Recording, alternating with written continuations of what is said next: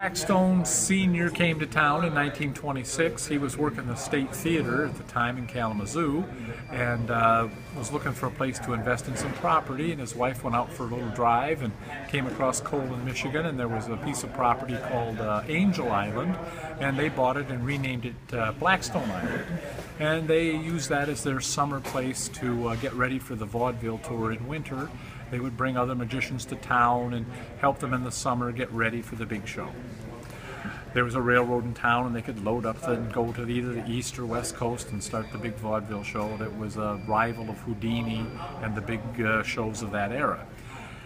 One of those magicians was Percy Abbott. He was from Australia, and he then started the Blackstone Magic Company. They had kind of a falling out, and in 1934 they started the Abbots Magic Company, which was my father from Ohio, who wanted to be in magic, and Percy, and here in Colon they started the Abbots Magic Company, and they had an open house and called it the Get Together.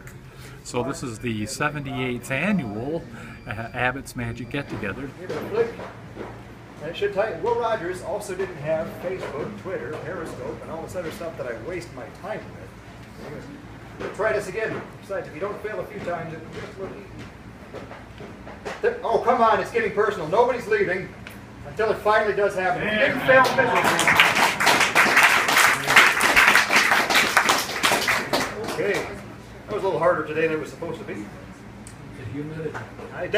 Sounds perfect. I'm glad you're here. Actually, that's 4 months of my life in 15 seconds a year is what that was.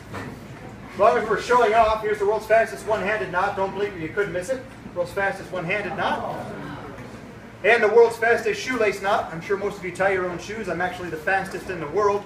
A little bit of incidental trivia. I'm not in the Guinness Book of World Records, but Kenny G is. I didn't know if you were aware of this, but Kenny G's in the Guinness Book of World Records for blowing the longest sustained note on an alto saxophone, using circular breathing, sucking air in his nose, puffing it out with his cheeks.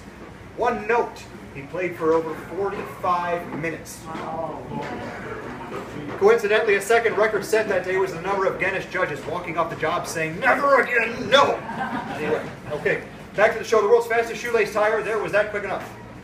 Cool thing about shoelaces, they're simplistic by design. When you get home at the end of the day, if you pull on the laces, the loops come undone. You get out of your shoes. It's just that easy. But maybe you guys have had this problem. I used to have this problem all the time. I'd be running around at recess, because we still had recess in high school in Colon. One lace would come up through one loop, the other lace up through the other loop, and at the end of the day, when you pull on out, all you get is this tangled up mess you can't do a thing with. But I learned if you get the help of a great group of people, if you guys could all just wiggle your pinky finger towards the knot. By the way, do you know what this is? It's a microwave. Okay. Anyway, you can sometimes get the knot to jump out of the rope just like that. Turns out it's the rope itself. I bought the rope at an outlet mall. It was marked slightly irregular. I didn't know why until I took it home and tried to tie a knot into it. It was at that point I realized that the rope just would not accept knots. I do not understand why the rope does not accept knots. As a matter of fact, it's got me confused and somewhat frustrated. Frustrated to the point where I dare say I'm at the end of my rope, so I'll move on to something else.